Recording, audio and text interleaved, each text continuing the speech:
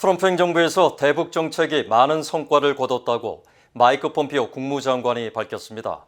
미북 정상회담 이후 북한 정권의 핵과 장거리 미사일 실험이 중단됐고 북한의 인권 개선을 위해서도 끊임없이 목소리를 냈다고 강조했습니다.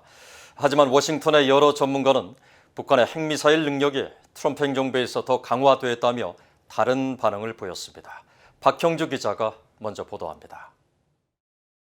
마이크 폼페오 국무장관은 2일 자신의 인터넷 사회관계망 서비스인 트위터에 트럼프 행정부의 대외 정책을 회고하는 글을 잇따라 올리며 대북 정책 성과를 강조했습니다.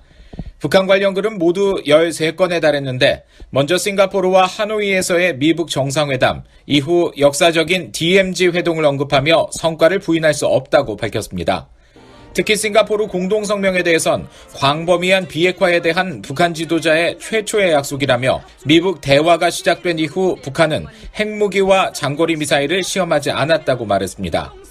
이어 북한에 대한 수십 년간의 유화 정책, 위험한 불개입은 끝났다면서 우리의 외교 정책을 중국 공산당과 같은 조력자들에게 아웃소싱하는 것도 더는 없다고 지적했습니다.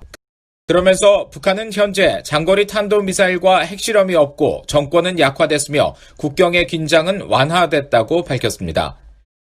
폼페오 장관은 또 트럼프 행정부에서 한국 전쟁 중 목숨을 잃은 미군 유해 79를 송환했고 북한에 억류된 미국인 3명을 데리고 왔다면서 이는 국무장관으로서 최고의 날 중 하나였다고 회고했습니다. 아울러 트럼프 행정부의 대북 최대 압박 정책을 강조하면서 우리는 북한과 우위에서 협상했고 미국은 북한의 대량 살상 무기와 탄도미사일 프로그램에 대해 유엔 안보리 제재를 부과하기 위해 세계와 단합했다고 강조했습니다.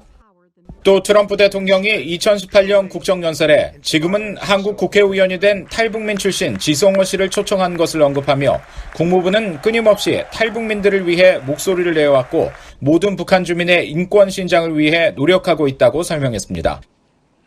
하지만 워싱턴의 여러 전문가는 트럼프 행정부에서 북한 정권의 핵미사일 능력이 계속 강화됐다며 폼페오 장관의 일부 주장은 사실과 다르다고 반박했습니다. 전략국제문제연구소의 빅터차 한국석자와 브루스 클링너 헤리티지 재단 선임연구원 등은 이날 트위터에 북한 정권은 하노이 정상회담 이후에만 20개의 탄도미사일을 시험 발사했으며 지난해에는 과거 어느 해보다 유엔 안보리의 대북 결의를 위반하는 미사일 관련 발사 횟수가 많았다고 지적했습니다. VOA 뉴스 박형주입니다.